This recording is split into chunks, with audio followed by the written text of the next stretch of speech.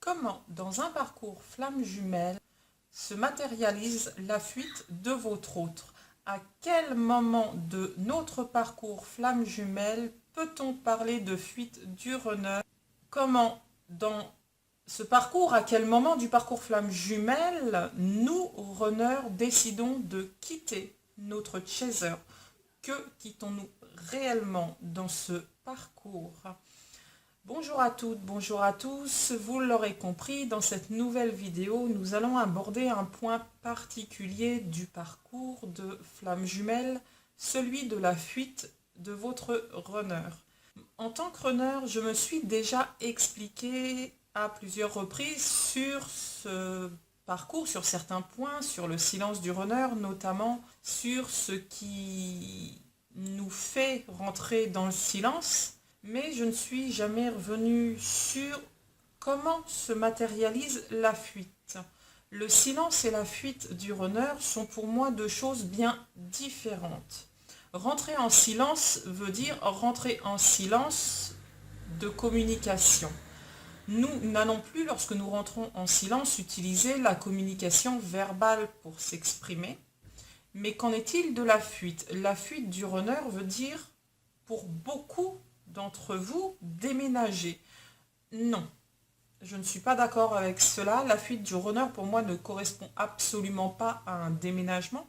Un déménagement à 10 ou 20 km de là est probablement, et à forte raison, bien plus une tierce situation qui va vous mettre, vous, en désarroi, vous, dans une situation de mal-être, car votre jumeau vous quitte quelque part, change de ville, change de lieu de travail ou de lieu de vie, et vous n'allez pas forcément suivre cette évolution, ce qui vous déstabilise.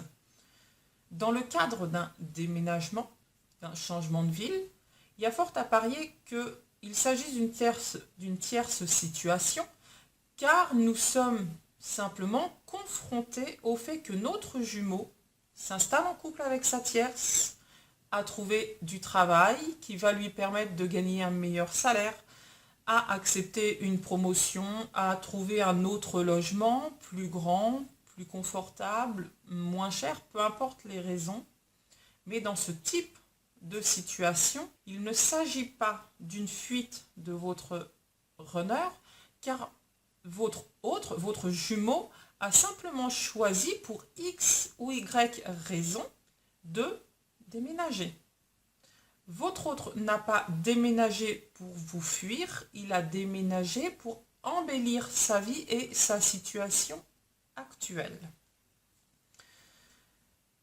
Dans le cadre d'une fuite de runner, il faut savoir que quand on utilise le mot fuite, on ne l'utilise pas pour rien. Dans le cadre d'un déménagement, on va chercher un nouveau logement, prendre le temps de visiter ce nouveau logement, de faire les papiers, de s'installer. Dans ce nouveau logement, on prend le temps d'avancer sur notre chemin de vie afin de faire de notre futur logement notre lieu de vie. Dans le cas d'une fuite, on abandonne tout et on s'en va. Le mot fuite n'est pas utilisé histoire comme ça de faire joli. Il y a une réelle fuite d'une personne face à une situation, face à un lieu de vie, face à une tierce situation, tierce personne, face à peu importe. Comment la fuite se matérialise dans la vie de tous les jours? Un runner ne va pas mettre 10 km, 20 km entre lui et son autre. Il va réellement fuir. Pas forcément fuir son autre, fuir une situation, fuir un environnement qui devient extrêmement pesant, extrêmement instable pour lui, et on ne quitte pas une situation ou un environnement extrêmement instable en s'installant à 10 km. Pour ma part, lorsque j'ai fui une situation, j'ai fui un environnement qui devenait extrêmement oppressant à mon évolution personnelle et qui portait atteinte à l'évolution personnelle et parfois professionnelle de mon jumeau. J'ai, dans ma fuite, tout, on va dire, résolvé en l'espace de quelques jours. On n'est pas sur je prends le temps de déménager, je prends le temps de faire les choses. On est sur je vide l'appartement, je donne tout, je mets tout à la déchetterie, je prends le premier billet d'avion qui vient et je m'en vais à 7 000 km. On fuit une situation et quand on fuit, on s'en va loin. Les personnes qui fuient s'en vont très très loin. On fuit une situation, un cadre de vie, un environnement, des personnes, des situations malsaines, négatives, peu importe. On fuit ce qui vient nous nuire à nous et aussi ce qui vient nuire à notre autre. On fuit afin de nous préserver, nous, et dans mon cas personnel à moi, de protéger mon jumeau. Il n'est pas question à quelque moment que ce soit de rompre la communication avec son jumeau. S'il y a rupture de communication, on n'est pas dans la fuite, on est dans un autre système, j'y reviendrai plus tard. Lorsque j'ai fui à 7 000 km, je l'ai fait en l'espace de, on va dire, un mois, à tout casser. Pas bien plus que ça, il ne doit pas y avoir plus de 30 jours entre les deux, entre la prise de décision et le moment où je suis montée dans l'avion. Il n'y a pas 30 jours. On est sur un mouvement extrêmement rapide des choses. On ne prend pas le temps de rechercher un appartement ou quoi que ce soit. D'ailleurs, on laisse tout derrière soi. J'ai, pour ma part, laissé énormément tout ce qui est livres, DVD, affaires de bureau, tout ce qui pouvait intéresser mon jumeau. J'ai tout laissé chez lui. J'ai mis des annonces pour vendre un maximum de choses à des prix défiant plus que toute concurrence. Et tout ce que je n'ai pas vendu, bien la plupart du temps, c'est parti à la déchetterie. Lorsqu'on fuit, on ne prend pas le temps de fuir. On ne planifie pas une fuite. On s'en va, c'est tout. L'objectif premier de la fuite, c'est de s'isoler totalement et de s'isoler du reste du monde. On s'isole non pas de son jumeau, on va s'isoler du reste du monde afin de protéger son jumeau, de se protéger soi et de préserver une relation qui est interdite.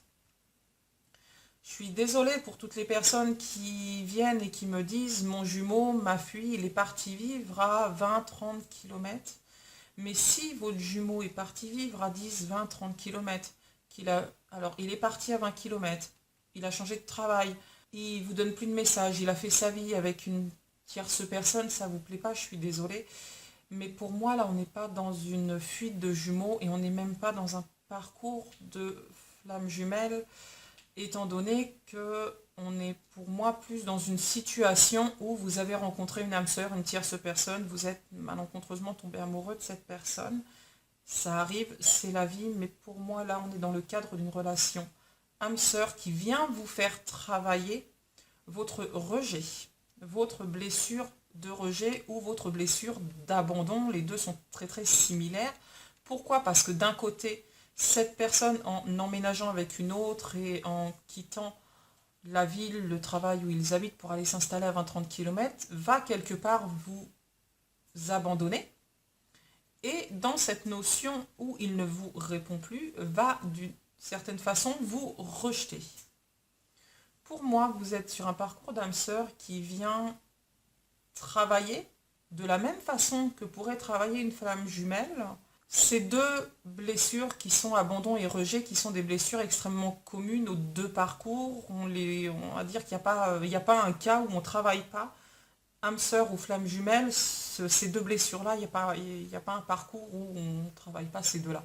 En règle générale, on travaille toutes les blessures, mais ces deux-là, tout le monde en parle parce qu'elles font le plus souffrir et elles sont les plus dures à soigner. Et c'est aussi ce qui fait la grande différence entre le parcours âme sœur et le parcours flamme jumelle, où dans le parcours âme sœur, on s'en va juste faire sa vie à 10 ou 20 km parce que les opportunités ont fait qu'on peut aller travailler, vivre à 10 ou 20 km dans la ville d'à côté, c'est super, c'est chouette. Mais quand on est dans un parcours flamme jumelle et qu'on parle de fuite du runner, on parle d'une réelle fuite. On abandonne tout, les choses, les lieux, les circonstances, l'environnement. Il y a une réelle notion d'abandon de l'intégralité de ce qui fait notre vie et de ce que nous sommes. On abandonne notre appartement, notre lieu de vie, nos amis. J'ai abandonné des amis à qui je n'ai absolument plus donné de nouvelles. On le fait en conscience de nous-mêmes et de notre jumeau, bien entendu, et on s'en fout du reste. Je suis désolée, mais on n'a pas envie de faire de mal aux gens, mais quand on fuit, on s'en fout des autres. Ce qui compte, c'est nous prioritairement et notre jumeau. J'ai abandonné mon travail. À l'époque, je travaillais sur la France. J'ai abandonné mon travail. J'ai abandonné les associations dans lesquelles j'étais engagée. On abandonne tout un système de vie qui fait que nous sommes nous.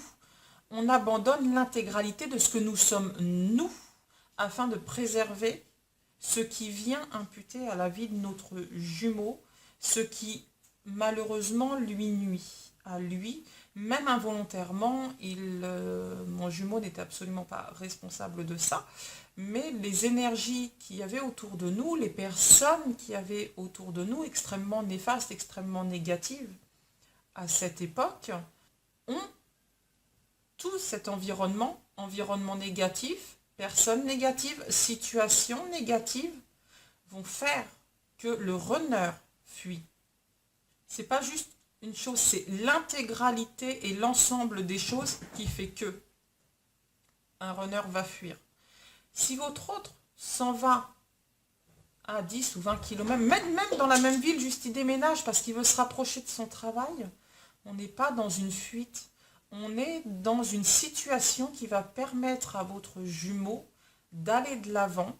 On est dans une situation bénéfique pour lui.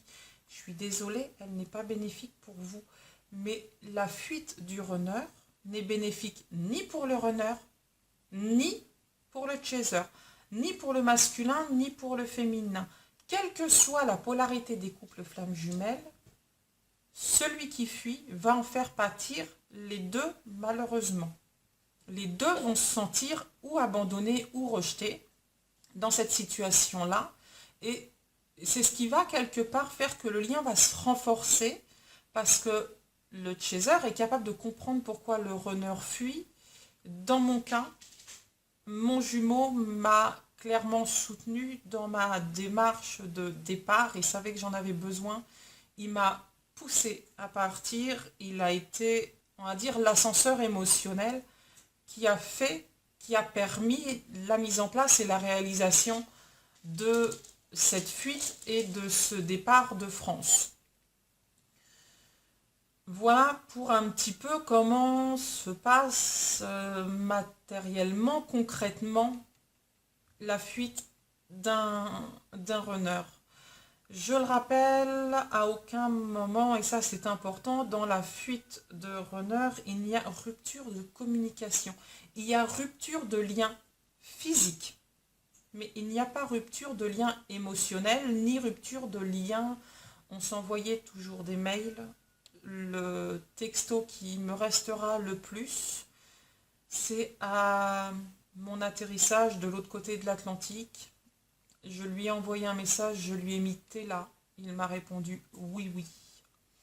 Ça, c'est important. Il était toujours là, quoi qu'il arrive, quel que soit le côté de l'océan où je me trouvais et où lui se trouvait.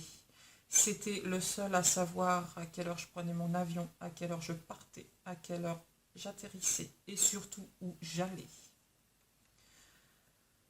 N'oubliez jamais que dans ce parcours de flammes jumelles, si difficile soit-il, la plus belle chose que vous avez en vous, c'est votre pouvoir de communication avec votre jumeau.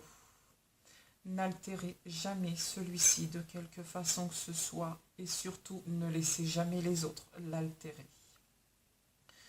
Si vous devez fuir, faites-le. Si votre jumeau a fui, comprenez-en et acceptez les raisons. Il vous les expliquera, bien que pour moi, dans un parcours flamme jumelle, à partir du moment où il y a fuite, Le jumeau est forcément au courant des raisons, vu qu'on travaille en miroir, on travaille en binôme, on travaille ensemble dans ce parcours et dans ce chemin. Même si je sais que là, pour cette vidéo, beaucoup d'entre vous ne seraient pas d'accord avec moi. Beaucoup vont encore me dire, mais ça dépend du parcours. J'accepte que ce soit votre idée de votre parcours. Si c'est votre vérité, acceptez-le comme votre vérité. Mais prenez en considération que je suis désolée, ce n'est pas la mienne. Pour moi, fuite de runner égale fuite, non pas à 7 km, mais à 7000, ou comme une personne avec qui j'ai eu l'occasion de discuter, la personne a fui à 12 000 km. Donc là, on est vraiment dans des fuites, dans des distances mises où les amis, les associations, les entreprises, les personnes qui nous côtoient tous les jours n'ont aucune idée de l'endroit du globe où nous nous trouvons.